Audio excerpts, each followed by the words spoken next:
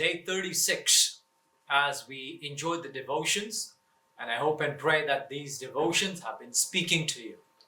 Our devotion today is taken from the book of Luke again, because we are following the Lucan journey of Lent. And so Luke chapter 22 verses 66 going to Luke 23 verse 20. So for today, if you can read Luke 22 verse 66 to Luke 23 verse 20. And we're looking at how fickle crowds can be, and particularly for believers. And so the title of the devotion today is Fickle Crowds. We live in a world of crowdfunding, event planning to attract the right buzz for the largest crowd, or attending of sports or entertainment events with crowds. Many individuals feel there is meaning in joining a crowd to support a cause. Some may even feel safe in a crowd situation.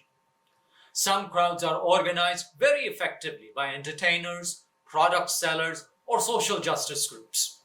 You and I have seen the benefits of crowds, but we've also seen how there can be negativity regarding a crowd. In Luke 22, when Jesus was arrested, that night, all night almost, the guards harassed him and beat him. The following morning, he was brought before the Sanhedrin, or the council of elders. Jesus, at least in their minds and in their midst, had testified that he was the Son of God. And so the group took Jesus to Pilate. They were upset at him. They really wanted the worst for him. It was quite possible that the elders are being referred to as the crowd over here in the Bible as we look at it. Or perhaps there are other supporters and onlookers from the curious towns around who have joined this group of people.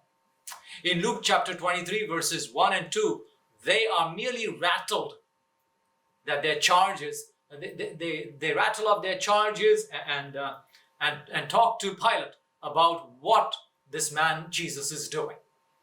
And they leave it to Pilate to mandate a punishment.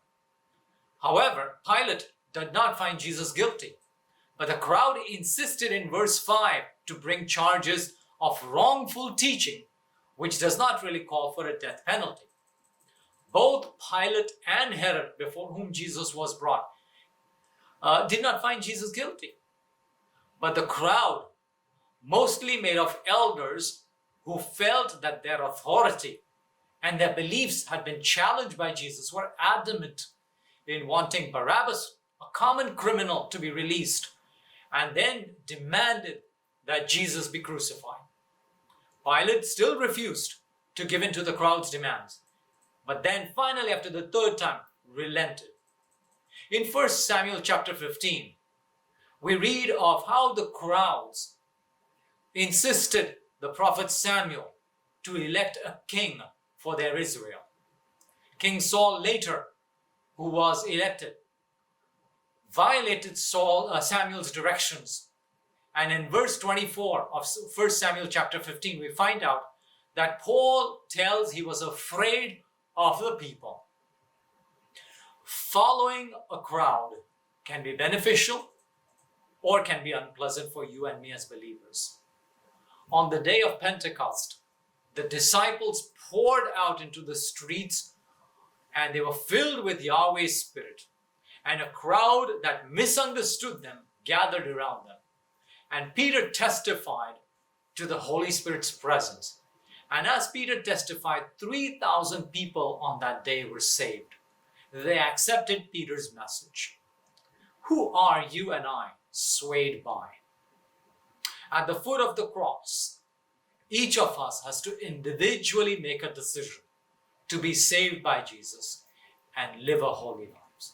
We cannot let a crowd guide our decision. We have to make this decision for ourselves. God bless you.